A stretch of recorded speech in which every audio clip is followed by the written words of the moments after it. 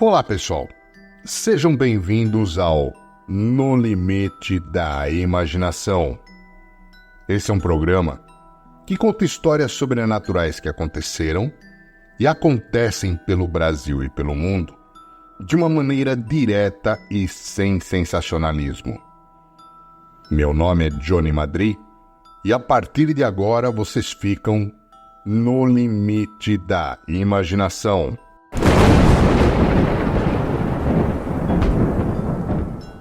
Hoje, vamos esmiuçar um pouco o nosso folclore. Eu sempre digo que onde há fumaça, há fogo. E toda lenda existe porque algo muito próximo aconteceu. Vamos falar sobre a lenda da mula sem cabeça. A mula sem cabeça é uma lenda que faz parte do folclore brasileiro e de outros países da América Latina. Ela fala de mulheres amaldiçoadas que assumem a forma de uma mula totalmente preta com labaredas no lugar da cabeça, ferindo pessoas e animais por onde passa. Essa maldição seria uma punição para mulheres que mantivessem relações íntimas com padres. Tal lenda surgiu na Península Ibérica, tendo sido trazida para a América Latina durante a colonização. Acredita-se atualmente que ela fazia parte de um esforço para reforçar os valores morais da época, com o objetivo de impedir que mulheres mantivessem relações sexuais antes do casamento. Essa lenda também é conhecida como burrinha de padre e burrinha, e fala de mulheres que se transformam em uma mula com labaredas no lugar da cabeça e que sai causando alvoroço e agredindo homens e outros animais por onde passa. No folclore, entende-se que a mula sem cabeça é uma figura amaldiçoada, sendo essa maldição uma punição dedicada a mulheres que mantêm relações íntimas com padres. Os estudiosos da lenda, no entanto, nunca encontraram alguma menção de punição dedicada aos padres que decidam quebrar os seus votos. Nesse caso, estamos falando do voto de castidade. A respeito disso, o antropólogo estudioso do folclore brasileiro, Luiz da Câmara Cascudo, afirma que, muito provavelmente, não havia punição ao padre na lenda, porque, no entendimento popular, a punição a ele não seria dado no plano terreno, mas sim no plano divino. Podemos entender, então, que a lenda da mula sem cabeça tinha como papel reforçar os padrões morais e visava garantir o controle dos corpos das mulheres, evitando que elas pudessem usufruir da sua própria sexualidade.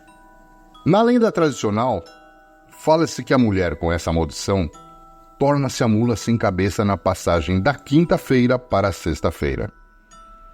Ela permanece nessa condição durante toda a madrugada e só retorna à sua forma humana quando o galo canta. Ainda, outras versões falam que é necessário que o galo cante por 3 vezes. Depois que a mulher amaldiçoada assume a forma de mula sem cabeça, ela adquire um relincho alto e assustador e toma a forma de uma mula, que no lugar da cabeça possui labaredas. Algumas versões da lenda, no entanto, permitem-nos interpretar que a mula poderia possuir uma cabeça, mas que ela estaria tomada pelo fogo. O relincho é confundido com um lamento de dor, e a cauda da mula também é tomada por labaredas. A mula sem cabeça ataca a todos que cruzem o seu caminho, possuindo força suficiente para ferir e até mesmo matar uma pessoa. Acredita-se que a forma de fazer com que a mula retornasse à sua forma humana seria um ato de coragem: retirar o freio da boca da mula. Uma vez feito isso, a mula retornaria à sua forma de mulher. Outras versões falam que ferir a mula com um objeto pontiagudo também colocaria fim na maldição. Ainda, a mulher que estivesse amaldiçoada com essa condição conseguiria evitar a transformação caso fosse amaldiçoada por um padre por 7 vezes antes do início da celebração de uma missa. Como mencionado, aqui no Brasil, a lenda tomou o sentido de ser um castigo individual para uma ação considerada inadequada para uma mulher. A lenda da mula sem cabeça é muito comum no Brasil, mas ela também é encontrada em outros países da América Latina, sendo conhecida como Maloura, no México, e Mulanima, na Argentina. Possui outros nomes em países de idioma espanhol, como alma mula, mula sem cabeça, mulher mula, entre outros.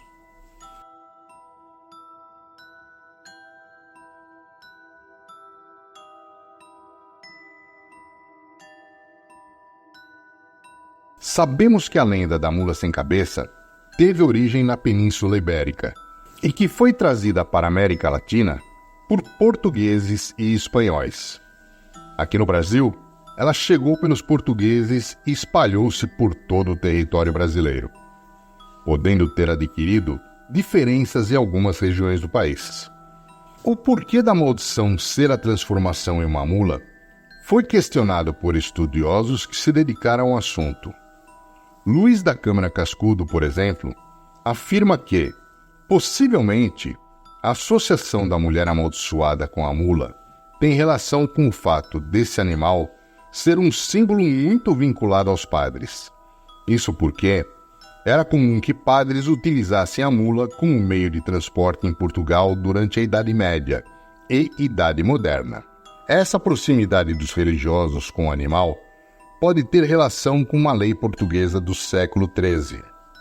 Assim, como era animal mais próximo do padre, tornou-se símbolo na cultura popular de castigo para as mulheres que cometessem atos profanos com os sacerdotes. Ainda há outras versões menos conhecidas dessa lenda.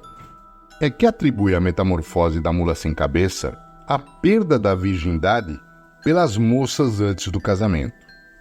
Outra faz referência a uma rainha que tinha o hábito de devorar cadáveres de crianças no cemitério.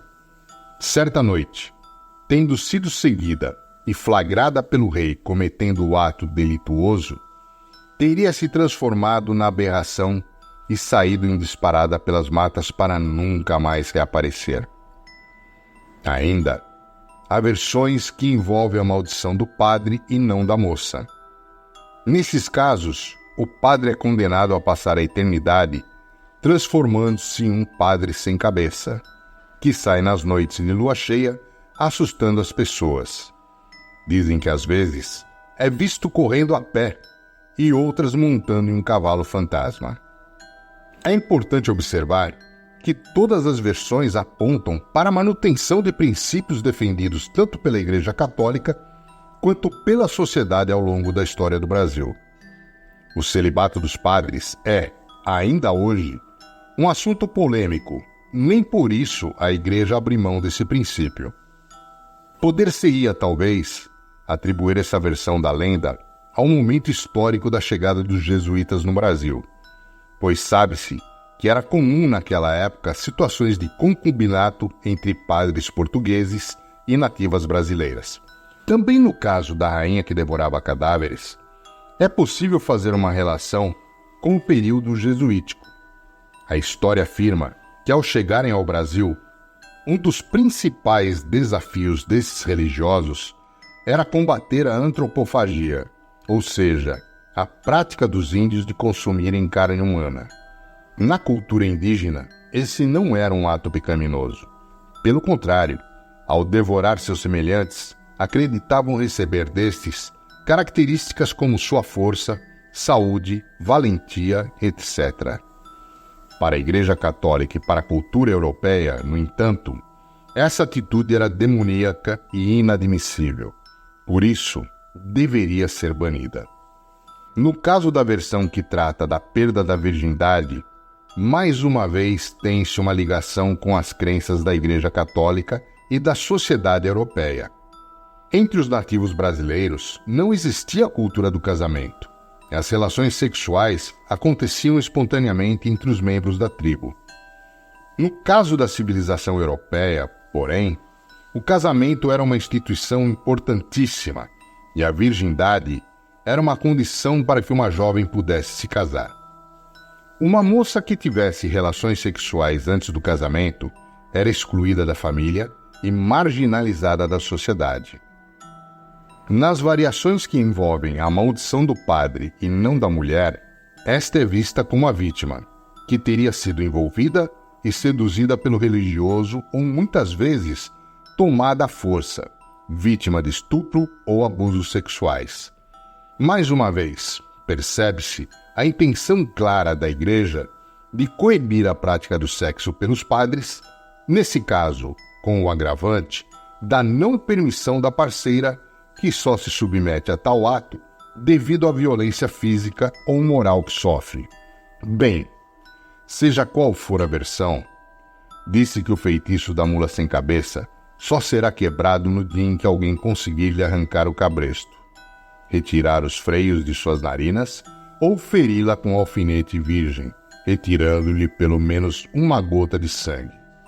Em Santa Catarina, acredita-se que para descobrir se uma mulher é concubina de um padre, basta pôr fogo em um ovo enrolado em uma fita com o nome dela.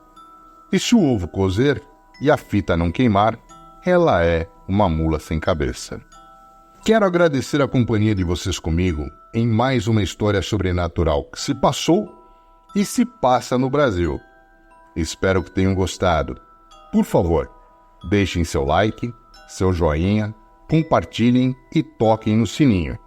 Daqui 15 dias, estarei de volta com mais uma história sobrenatural aqui, no Limite da Imaginação. Até mais.